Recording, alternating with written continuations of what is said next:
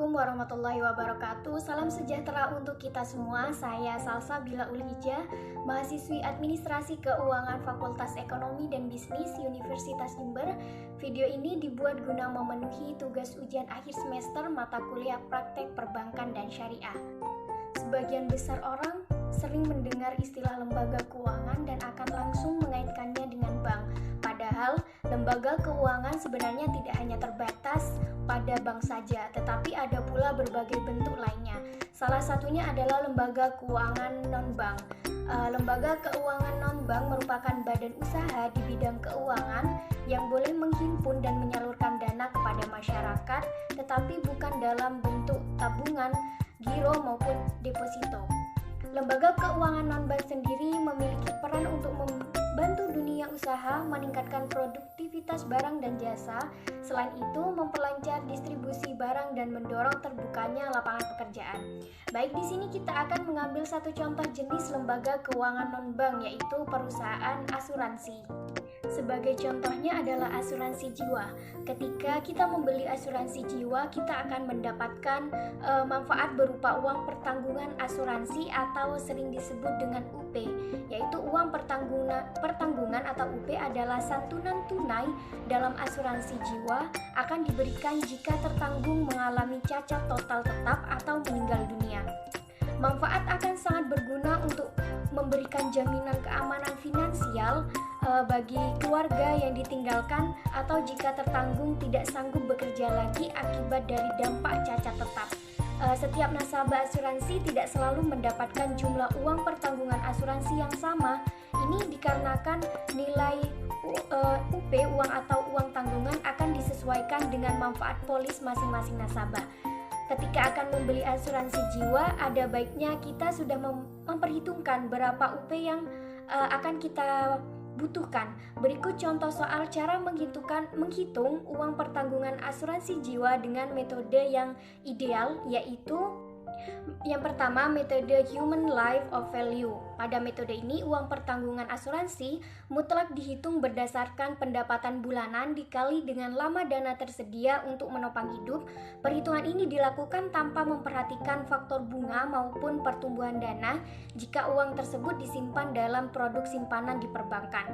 Sebagai contohnya adalah Bapak Steve yang berumur 35 tahun memiliki penghasilan bersih sebesar 5 juta rupiah setiap bulannya, dan istrinya merupakan ibu rumah tangga dan mereka memiliki satu orang anak yang berusia 9 tahun. Jika Bapak Steve ingin menghitung uang pertanggungan asuransinya dengan metode Human Life of Value, maka dan memilih jangka waktu proteksi selama 5 tahun, maka perhitungannya adalah sebagai berikut, yaitu penghasilan bersih dikali dengan 12 bulan dikali dengan jangka proteksi, yaitu 5 juta rupiah dikali 12 dikali dengan 5 tahun, yaitu 300 juta rupiah. Yang kedua adalah metode income based value, yang artinya nilai uang pertanggungan asuransi dihitung berdasarkan besarnya bunga atau return jika uang yang diterima disimpan dalam produk simpanan perbankan. Mengambil dari contoh kasus Bapak Steve yang tadi, maka perkiraan perhitungan dengan metode ini adalah penghasilan bersih dikali dengan 12 bulan dibagi dengan persentase imbal hasil, yaitu 5 juta rupiah dikali dengan 12 dibagi dengan 6% sama dengan 1 miliar. Nah, di sini mengapa dibagi dengan 6%? Karena jika uang pertanggungan asuransi jiwa diterima, maka dana tersebut ditempatkan pada instrumen investasi pendapatan tetap, misalnya seperti obligasi retail Indonesia, investasi reksadana pendapatan tetap, jadi bukan pada deposito. Secara histori memiliki kinerja setahun pada kisaran 6-8%. Jadi uang tersebut sebesar 1 miliar akan menghasilkan 5 juta setiap bulannya, karena 1 miliar dikali dengan 6% per 12 bulan, yaitu 5 juta rupiah.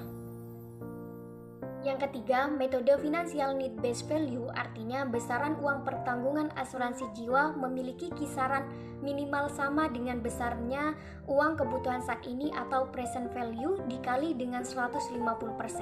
Sedangkan jumlah maksimalnya adalah sebesar uang di masa mendatang atau future value dikali dengan 80%. Contohnya, perhitungan ketika biaya pendidikan di universitas sekarang adalah 200 juta, maka 9 tahun lagi biaya pendidikan menjadi sekitar 550 juta dengan perkiraan kenaikan sebesar 12% setiap tahunnya. Jadi uang pertanggungan untuk memproteksi biaya pendidikan adalah 550 juta, atau jika ingin lebih murah bisa memilih jumlah sebesar 275 juta. Namun, wajib disertai dengan kombinasi investasi pada reksadana saham sebanyak 250.000 di setiap bulannya, yaitu dengan return target minimal sebesar 8% per tahun. Nah, itulah 3 metode yang bisa digunakan dalam menghitung besaran uang pertanggungan dalam asuransi jiwa.